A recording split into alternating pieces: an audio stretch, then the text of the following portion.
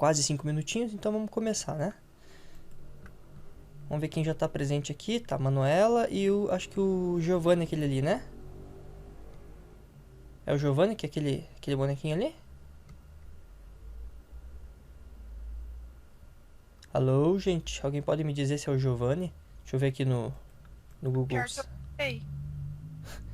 É que tá o Marcos e tá o Giovanni aqui, né? É um dos dois. Ou é o Giovanni, ou é o Marcos, aquele bonequinho ali. Daí tem a Lauriana e a Manuela. Ah, é o Beleza, beleza. Então tá. Então vocês dois estão aqui dentro da sala, sem problema.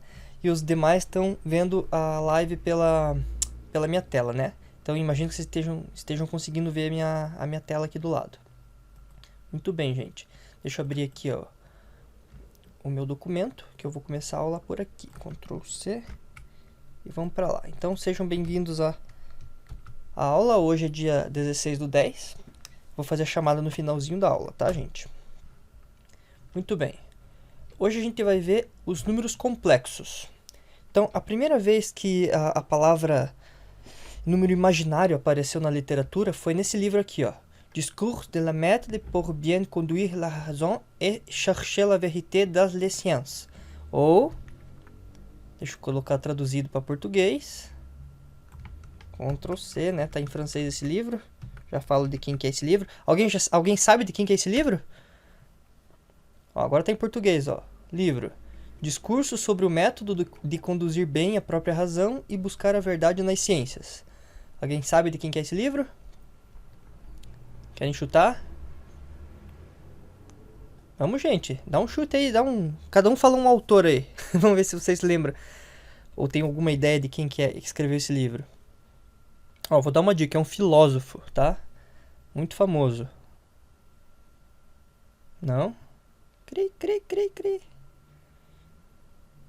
Gente, fala o nome do filósofo aí, gente. Deixa eu ver se vocês estão acordados. Schopenhauer. Não, não é Schopenhauer. Mas chutou bem. Ó, vamos passar pro próximo, vai. O próximo slide aqui vocês vão matar de letra. Ctrl C, Ctrl V. Ó, em vez desse nome comprido, né, discurso sobre o método de conduzir bem a própria razão e buscar a verdade nas ciências, é mais conhecido como discurso do método. Vamos ver se vocês lembram. Cri, cri, cri, cri. Que filósofo é esse, gente? Meu Deus, meu Deus. Livro famosíssimo, discurso do método. Penso, logo sou. Penso, logo existo. Quem falou isso? Aliás, quem escreveu isso? Ô, gente, o professor de filosofia não tá ensinando vocês? Ah, meu Deus. Descartes, professor. Descartes, muito bem. Foi o Marcelo, né? Não, o Marcos, Marcos, professor. ai, foi mal, desculpa, Marcos. Muito bem, Marcos, isso aí. René Descartes, muito bem. Se escreve Descartes, né, em português, mas se lê Descartes. Deixa eu pegar aqui, ó, o próximo quadro. Vamos lá, vamos pegar a fotozinho do René Descartes. Ctrl C, Ctrl V. Aí, ó. Aí tá o René Descartes, ó. Nascido em 1596 e morreu, né, faleceu em 1650. Grande René Descartes, é um grande filósofo, grande matemático, e a gente vai estudar uma parte da matemática que ele ajudou a desenvolver. Na verdade, ele desenvolveu juntamente, quase que no mesmo período que o Fermat, Pierre de Fermat. Só que o Fermat, ele era médico e ele estudava matemática só por hobby. Então, o Pierre de Fermat não é acreditado muito a ele porque ele não publicou nada disso, tá? Sobre números complexos. Não publicou. Ele só escreveu e ficou lá no livrinho dele lá. Já o René Descartes publicou as ideias dele.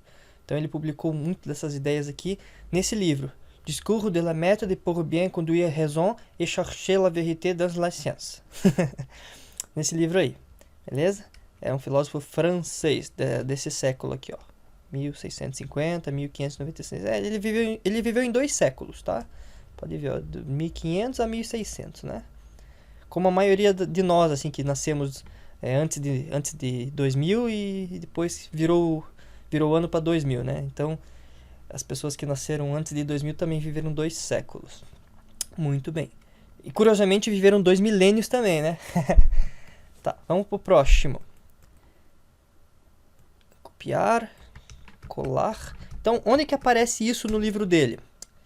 No livro dele aparece um trecho que está escrito bem assim, ó: nem sempre as raízes verdadeiras, que na tradução atual seria positivas, ou falsas, que na tradução atual significa negativas, de uma equação são reais. Às vezes elas são imaginárias. Deixa eu ler isso sem usar essas palavras que ele utilizou, verdadeiras e falsas. Eu vou usar as palavras que a gente usa hoje em dia. Então eu vou ler de novo. Nem sempre as raízes verdadeiras Fiz exatamente o que eu falei que não ia fazer. De novo. Nem sempre as raízes positivas ou negativas de uma equação são reais. Às vezes elas são imaginárias. Olha que interessante. Então, uma equação, às vezes ela possui uma, duas, três soluções diferentes. Cada solução, né, cada valor que vai resolver a equação, a gente chama de raiz. Isso vocês lembram. Essas raízes, né, essas soluções, às vezes podem ser positivas, é verdade, pode dar um número positivo, pode dar um número negativo também, pode dar um número nulo, que não é nem positivo nem negativo, um valor zero, sim, mas às vezes não é nenhum desses valores, às vezes é um valor que ele chamou de imaginário. Então a primeira vez que apareceu a palavra número imaginário foi nesse livro do Descartes. E por conta disso, né, já está documentado na literatura, ficou consagrado, né, na literatura usar o termo imaginário para se referir a esse tipo de número. É um número que não é nem positivo e nem negativo, ok? É um número novo, é um número que vocês não viram ainda, é um número imaginário, ele não existe ainda para vocês, vocês não foram apresentados a esse número. Então eu hoje terei o privilégio de poder apresentar vocês a esse númerozinho. Que número que é esse, professor? Então eu vou mostrar aqui, ó, uma dessas equações da qual ele se refere. Ctrl C, Ctrl V. Então, essa aqui, ó, não sei se vocês conseguem ver aí. Quem está aqui na sala de aula está conseguindo ver? Ó, x² mais 1 igual a 0. x² mais 1 igual a 0, aquela primeira linha da equação, é uma equação do segundo grau. Quando você passa o mais 1 para o outro lado, fica menos 1. Então fica x² igual a menos 1. E de um lado você tem a raiz, passa para o outro lado e vira a raiz quadrada. Então fica mais ou menos raiz quadrada de menos 1. Qual que é a raiz quadrada de menos 1? Aí que está o problema, gente. A raiz quadrada de menos 1, a gente não consegue resolver nos números reais. Não existe um número real que seja a raiz quadrada de menos 1. Por quê? Vou colocar aqui do lado para vocês verem. Ó, porque se você colocar menos 1 ao quadrado, ele dá 1. E você coloca 1 ao quadrado, também dá 1 positivo. Então, qualquer número que você põe ao quadrado vai dar sempre 1 positivo e não menos 1. Porque não é isso que o raiz quadrada? Raiz quadrada, você quer saber o número que elevado a ele mesmo vai dar a raiz. Então, raiz quadrada de 4 é 2. Por quê? Porque 2 ao quadrado dá 4. Ou menos 2, porque menos 2 ao quadrado também dá 4. Por isso que a raiz quadrada de 4, na verdade, é mais ou menos 2. Certo? Então, o Descartes percebeu isso, né? Ele estava estudando na época, né? Nesse livro aqui, ó. Na verdade, o livro não é sobre isso, tá? Inclusive, eu recomendo que vocês leiam o livro dele. O livro dele é um tratado filosófico, é bem curtinho. Se quiser, eu passo para vocês. Eu tenho o PDF, posso colocar lá no grupo e colocar no Google Sala de Aula também. É um livro sobre ideias, assim. Marcou um novo marco no pensamento, né? Ele marcou, como é que eu posso dizer, um novo paradigma de pensamento. O René Descartes, com esse livro aqui. E é um livro bem curtinho, não tem nem 100 páginas, é bem poucas páginas mesmo, dá para ler assim em algumas horas, uma hora, 2 horas, assim, se você ler bem concentrado, você consegue ter uma boa introdução aos pensamentos dele, e já está traduzido, então nem precisa aprender francês, tá bom, gente? E aqui é a mesma coisa, então, num dos, como é que eu posso dizer... Lá no finalzinho do livro dele, ele tratava de geometria, num apêndice do livro.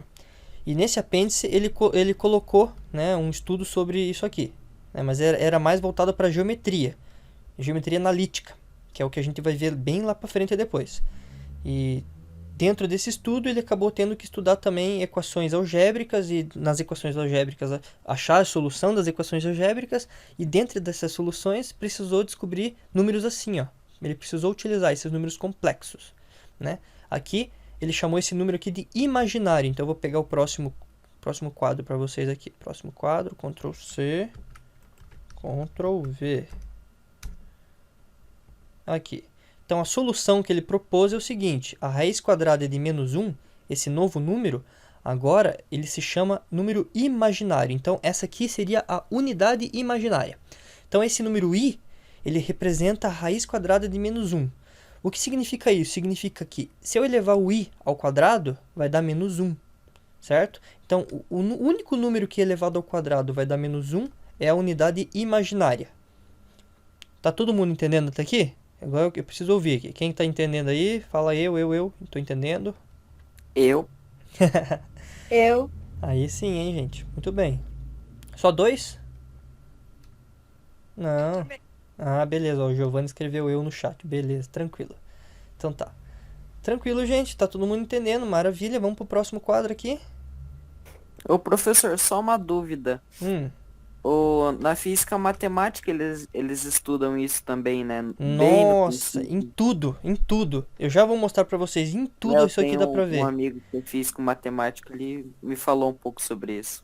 Não, isso aqui dá pra ver em tudo. Ó, vou passar aqui para o próximo quadro, ó.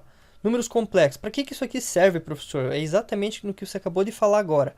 Para que serve isso? Então, ó, vou te dizer. Né? Na engenharia isso aqui é usado, na física quântica, na astrofísica, na geofísica, nas ciências atmosféricas, etc. Por que que a gente usa tudo isso aqui, os números imaginários nessas ciências? Eu vou tentar dizer um pouquinho de cada um. Na engenharia, por exemplo, quando você vai projetar a asa de um avião, você quer que ele tenha a melhor forma para ganhar o máximo de, como é que fala, de força vertical para levantar o voo, né? Até 1900 e aí bolinha, 1902, 1903, não se tinha ainda uma boa base, né, matemática para tentar explicar o voo. Então pode ver que os primeiros aviões da história, né, o 14 bis e tal, eles não tinham muita aerodinâmica. A partir de 1906, se não me engano, foi encontrada uma equação que utilizava números complexos, tá? Eu esqueci o autor. No livro de vocês diz, ó. Se vocês pegarem o livro de vocês, a apostila, lá na página 225, lá diz, ó. Tem um textinho bem do ladinho, assim, num cantinho. Saiba mais. Vou ler para vocês, ó. Os números complexos são muito úteis na aerodinâmica. Joukowski, em 1906, esse é o nome do pesquisador, utilizando transformações geométricas, construiu uma curva fechada no plano complexo que representa o perfil de uma asa de um avião, né, um aerofólio de Joukowski, que ficou conhecido na literatura. O aerofólio de Joukowski. E usando o princípio de Bernoulli, né, 1738, e a teoria das funções complexas, deduziu uma fórmula. Daí está a formulinha ali que envolve números complexos, que permite calcular a força de levantamento responsável pela sustentação do voo de um avião. Os números complexos permitiram uma explicação matemática para o voo. Daí em diante, o progresso aerodinâmico foi rápido. Então, todo o desenvolvimento da aerodinâmica nessa época, até a Primeira Guerra Mundial, que já tinha aviões bem melhores, né? Então, em um curto período de poucas décadas, 2 décadas, eles já conseguiram desenvolver aerofólios quase idênticos ao que a gente utiliza hoje. Então eles conseguiram achar uma forma ideal, né, para você ter o máximo de força vertical, né, para levantar o voo, né, força de levantamento na asa, né, com aquele ângulo de ataque e tal. Então a engenharia aqui, ó, usa um monte. Isso aqui é só um exemplo, tá? Você imagine, se um exemplo de aerodinâmica, praticamente tudo hoje em dia a gente precisa de aerodinâmica, né, carro com melhor aerodinâmica, avião, espaçonave, enfim, é uma infinidade de aplicações aí na engenharia. Na física quântica, basicamente toda a física quântica lida com números complexos, toda.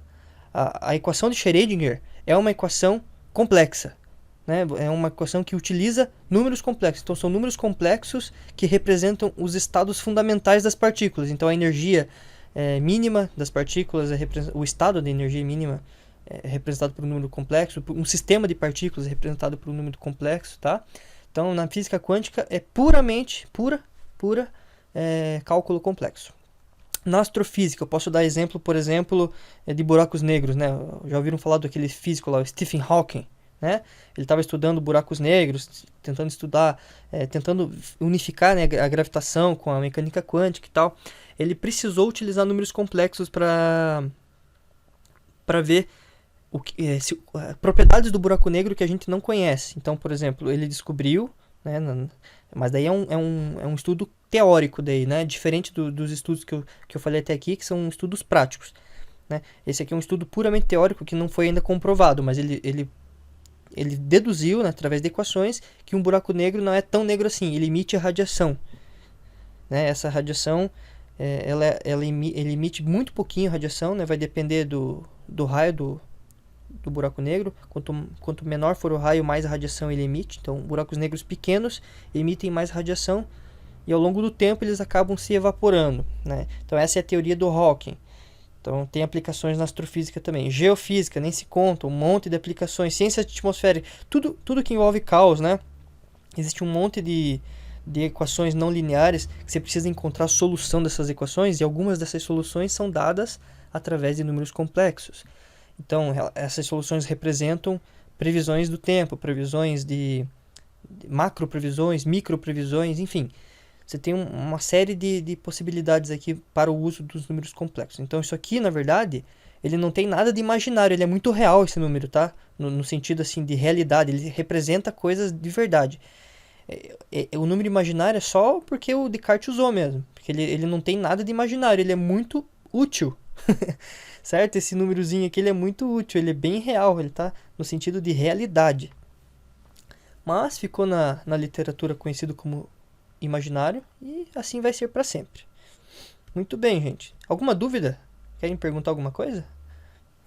Professor, tem só um parênteses, é que em 2016, quando tiraram a foto do buraco negro, a teoria do Stephen foi comprovada. Já foi comprovada? Foi comprovada com a foto do buraco negro. Será? Eu acho que não, hein? O que foi comprovado, pelo que eu lembro ali no modelo que eles tinham para buracos negros, foi como a matéria se comportaria num campo gravitacional daquele modo, né? Então, na verdade, o que foi comprovado foi a própria relatividade geral do Einstein. Né? Foi acho que do terceiro livro que ele descreve como se comportaria, foi comprovado. Ah, é? Tipo, lá do disco de acreção e tal. Massa. Sim. Ah, tá. Não, mas não sobre a radiação Hawking, né? A radiação. Ah, tá. Ainda Então, estão estudando isso. a radiação Hawking ainda não foi detectada ainda. Mas quando eu detectar, infelizmente o Hawking morreu, não vai poder ganhar o prêmio Nobel, mas mereceria uns 10 Nobel. Uns 10? Pois é. Porque foi um feito fenomenal perceber que um buraco negro ele evapora com o tempo, né? Todo mundo achava que o buraco negro era morte, né? Tipo, caía lá e pronto, acabou, morreu. Nunca mais aquele lugar vai voltar a ser como era. E o Hawking falou, não, daqui 1 trilhão, 4 trilhão de anos ele vai evaporar e tal, não é pra sempre não.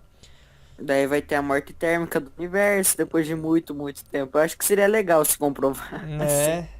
Pelo menos já teríamos, né, uma noção melhor de como vai ser o universo daqui 1 trilhão, 4 trilhão de anos. Pois é. Vamos lá, vamos pro próximo quadro.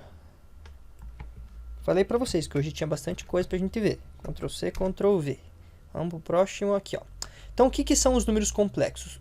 Até agora eu falei do número imaginário, tá? O número complexo, eles possuem duas partes. Uma parte é real e outra parte é imaginária. Então, eu estou representando aqui no quadro o número complexo com a letra Z. Então, Z é igual a mais BI. Ó, A e B, eu estou dizendo que são números reais. Então, são números que vai do menos infinito ao mais infinito. Qual que é a diferença desse número para um número real? Esse número aqui, ó, ele possui uma parte real, que é o A, tá vendo? O A ele é um número real puro. Ele pode ser qualquer valor, de menos infinito a mais infinito.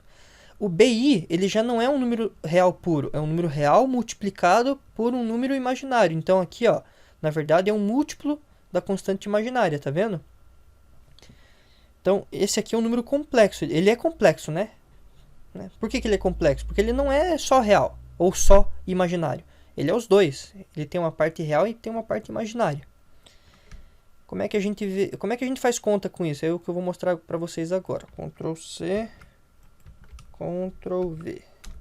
Então, como é que a gente faz conta com isso? Então, um exemplo aqui, né? Vamos começar falando sobre a igualdade. Agora eu vou falar sobre propriedades dos números imaginários. Perdão, dos números complexos.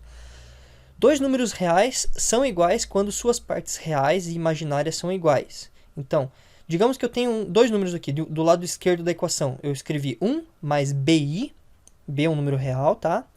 Igual, e do outro lado eu escrevi menos A mais 2I. Para que isso seja verdade, a parte real tem que ser igual à parte real. E a parte imaginária tem que ser igual à parte imaginária. Então, 1 tem que ser igual a menos A. Significa que A tem que ser igual a menos 1, porque esse menos passa para lá multiplicando e fica menos 1. Então, A tem que ser igual a menos 1. E B? BI tem que ser igual a 2i. Então, para que isso seja verdade, B tem que ser igual a 2. Então, B igual a 2.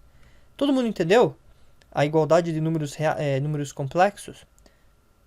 Eu falei igualdade de números reais lá em cima, mas na verdade é números complexos. Ó, errei ali na escrita, tá? É números complexos ali em cima. Então, para que seja iguais, né, dois números complexos diferentes, eles têm que ser igual. Como é que eu posso falar? Categoria por categoria. Então, parte real tem que ser igual. Parte imaginária tem que ser igual. Se ambas as duas forem iguais, ambos os números são iguais, né? Os números complexos. Tá, beleza? Essa é a primeira parte. Vamos para a próxima. Ctrl C, Ctrl V. A próxima está aqui no quadro de K. Então, adição e subtração. Vamos falar sobre adição. Prestem atenção aqui, ó. Para somar ou subtrair dois números complexos, basta efetuar a operação separadamente para suas partes real e imaginária. Então, exemplo, aqui eu tenho dois números complexos, Z e W. Z é 2 mais 3i e W é 4 menos 2i. Então, vamos fazer a soma primeiro. Então, você tem que fazer a soma. Z mais W, como é que fica? Você vai pegar as partes reais e vai somar. Então, fica a parte real do Z é 2, a parte real do W é 4, e você soma. Então, fica 2 mais 4. Depois, você soma com a parte imaginária. Então, 3 é a parte imaginária, mais aquele menos fica menos 2, que é a parte imaginária, e faz a conta. Então, 2 mais 4 fica 6, que é a parte real, e a parte imaginária 3 menos 2, que dá 1, ou seja, fica I. Então, o resultado de Z mais W vai dar 6 mais I. Esse é o número complexo 6 mais I. É o número Z mais W. Você pode chamar, sei lá, de número X, número W, já usei o W, Y, sei lá, Y igual a 6 mais I. Tá? É um novo número complexo. Isso significa que quando você soma dois números complexos diferentes, dá um terceiro número complexo diferente dos outros dois. Estão vendo? Vamos subtrair agora Z menos W. Você vai fazer a mesma coisa. Você vai pegar a parte real do primeiro, que é o 2, menos a parte real do segundo, que é 4. Então, vai ficar menos 4. Depois, soma. Daí fica a parte imaginária do primeiro, menos a parte imaginária do segundo, que é menos 2. Então, fica assim, 2 menos 4, que é a parte real, vai ficar menos 2. E 3 menos o menos 2, que é a parte imaginária. Só que menos com menos aqui no meio vai dar mais. Então, fica 3 mais 2, que é 5. Resultado, Z menos W vai dar menos 2 mais 5i, que é o novo número complexo resultante da subtração dos dois números complexos Z e W. Certo? Conforme... Professor, Pode falar. eu não entendi muito bem. Como que faz para saber qual número que é real e qual que não é real? Ó, o que tem o i é real. Perdão, o que tem o i é complexo. E o que não tem nada é real. Ah, tá. Entendeu? Entendi. Todo número, ó, se você for pensar bem, ó, todo número real, a gente pode dizer que ele é um complexo, porque é o número real mais 0 vezes i, porque 0 vezes i é 0, entendeu? Então, todo número real, na verdade, ele é um número complexo. Só que a parte imaginária dele é 0. Então, toda a parte imaginária do número real, qualquer que seja, é 0. E a parte real é sempre o próprio número. Agora, no número complexo, ele já abrange tudo, entendeu? Ele é um conjunto numérico que abrange tudo. Ele abrange os números inteiros, os números... Os números reais, ele abrange os números irracionais, ele abrange todos os números, inclusive ele próprio, que é os números complexos. Então, o conjunto dos números complexos é um conjunto maior que os números reais. Ele abrange mais números, mais elementos, né, que os números reais. Vamos para o próximo aqui. Ctrl C. Ó, mas todo mundo entendeu, né? Você soma a parte real e a parte imaginária separadamente. Subtrai a parte real e a parte imaginária separadamente também. Esse mais aqui no meio que eu coloquei entre ambos, não tem problema, pode ser mais. Mas se o resultado for negativo, vai ficar menos, tá? ó, se aqui tivesse 3 menos, sei lá, menos 5, ficaria menos 2 aqui. Então ficaria menos 2, menos 2i. Tá? Só para vocês terem uma ideia. Muito bem, vamos para o próximo quadro. O próximo quadro é do outro lado de cá. Então, multiplicação. Gente, presta atenção agora. A multiplicação é importante, tá? Eu quero que vocês prestem muita atenção aqui. Vamos lá. Multiplicação. Deixa eu até dar uma ênfase só nesse quadro aqui. Então, eu tenho dois números, Z e W. O Z eu chamei de A mais BI e o W eu chamei de C mais DI.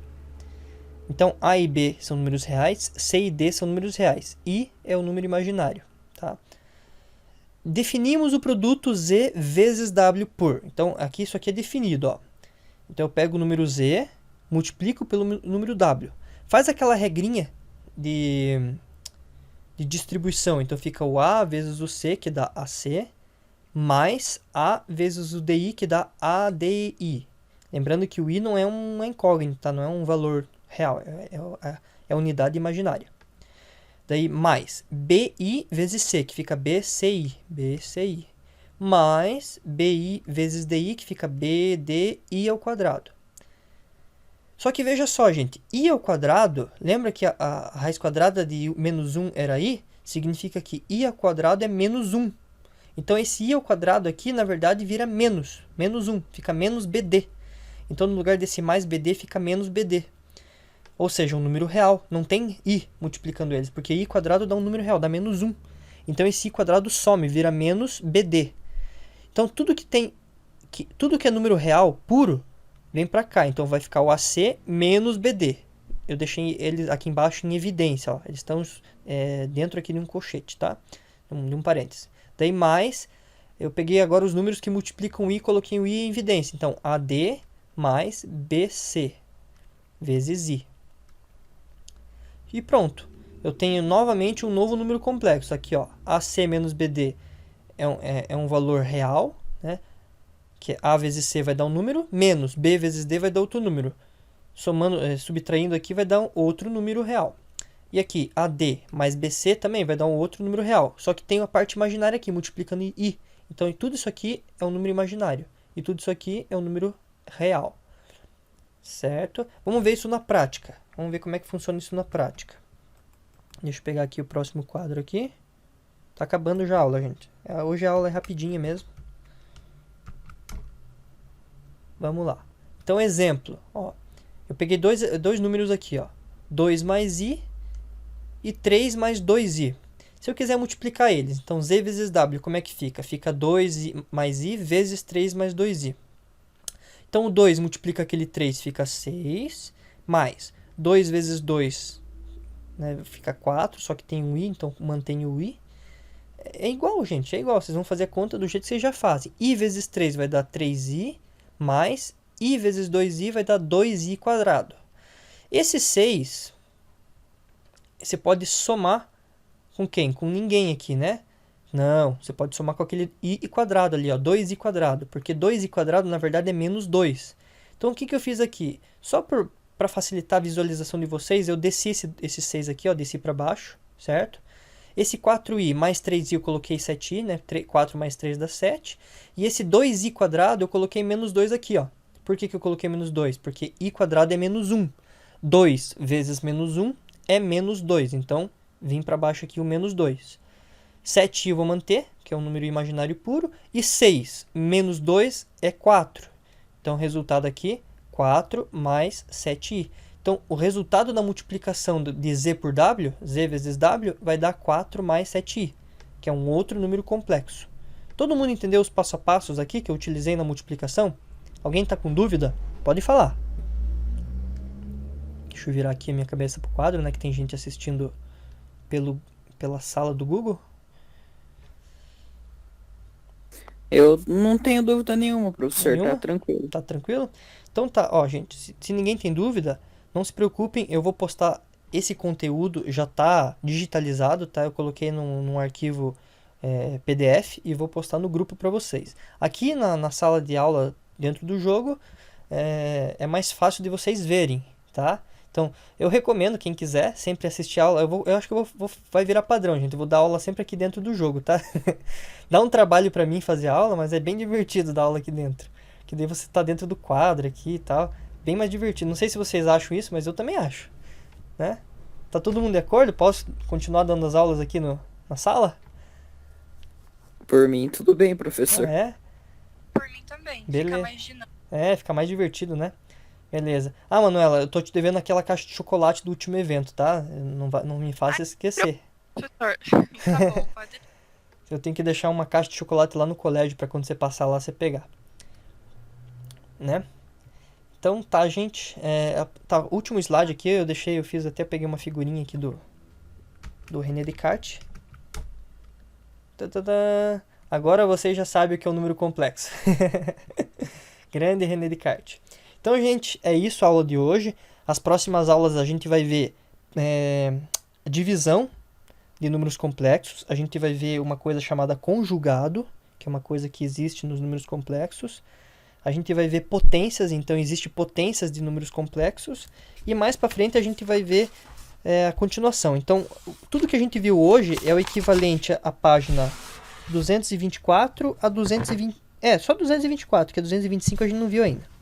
Então, na página 224 tem mais exemplos do que eu passei hoje, tá? Tem bastante coisa interessante lá. Se ninguém ficou com dúvida, a gente termina a aula aqui, gente. Alguma dúvida? Professor, eu mandei uma equação no chat do Meet. O professor podia ver se abrange ou não no... Posso ver, deixa eu ver aqui. No complexo. Vamos ver. Opa, aqui. Professor... Ah, tá, entendi. Não, isso aqui não. Isso aqui é álgebra de matrizes. É diferente, tá? Isso aqui envolve matrizes. Tá? Uhum. Por conta de envolver matrizes, se a matriz for complexa, sim, tá? Ok? Se a matriz for complexa, sim. É uma coisa que a gente vai ver na aula que vem, que é conjugado, tá? Que daí tem a ver com isso aqui que você postou aqui no chat, né? Beleza? Beleza. Giovanni perguntando se eu já ouvi a teoria das Professor cordas. é físico, claro que já. Então, teoria das cordas é uma teoria que tenta explicar as forças fundamentais, as partículas, né? Os campos, enfim, através de cordas. A ideia é a seguinte: no modelo padrão que a gente tem hoje em dia, tudo que você tem na natureza são partículas. Então, o elétron é uma partícula, é um pontinho, o próton é um pontinho, o átomo é um conjunto de pontinhos. Partículas fundamentais são pontinhos, certo? E os campos relacionados a essas partículas não são pontinhos. Já no modelo de cordas, não são pontinhos, não é um ponto, é uma cordinha, né? É um filamento. E esse filamento, conforme ele evolui no tempo, ele descreve uma membrana. Como existem cordas que são bem complexas, que estão em mais de 3, 4 dimensões, a superfície que ele gera no espaço-tempo, quando ele vai se movendo ao longo do espaço-tempo, é uma estrutura que tem muitas dimensões. Ele tem 10 dimensões, 11 dimensões. Então os físicos chamam isso de P-brana, tá? Envolve número complexo? Sim, envolve. Envolve número complexo, não tem ideia. São todas equações complexas, tá? Então a teoria de cordas também é uma teoria complexa. Mais que isso, envolve conjuntos numéricos que estão acima dos números complexos, tá? Envolve quaternions, octônions, que são conjuntos assim. Ó, se vocês acham o I uma coisa interessante, os quaternions eles têm I e J. Os octônios têm I, J, K, L. É bem mais elementos, sabe? Tem muito mais letras, né? Para representar números diferentes. Então, o que eu posso falar? Envolve sim, tá, Giovanni? O estudo de teoria de cordas envolve números complexos também. Todas as teorias na física vão envolver, assim, de física de ponta, sabe? Física teórica. Eles precisam dos números complexos. Mais dúvidas? Deixa eu ver aqui se alguém postou alguma dúvida lá no grupo. No grupo não. No Google Sala de Aula. Não? Então, gente, é isso. A gente se vê na próxima aula. A próxima aula é terça-feira, tá? Eu vou tentar manter aqui o padrão no quadro. Eu não gostei desse quadro preto atrás aqui, ó. Era pra ficar verde. Eu vou mudar a tonalidade lá no Paint. Que eu faço essas coisas no Paint, né? Vou tentar mudar a tonalidade pra ficar tudo verdinho, não ficar esse escuro aqui embaixo. Gente, valeu pela presença. Até a aula que vem. Falou, gente. Tchau, professor. Obrigada. Até Tchau, semana tchau. que vem. Tchau, professor. Valeu, professor. Tchau, tchau. Até. Falou.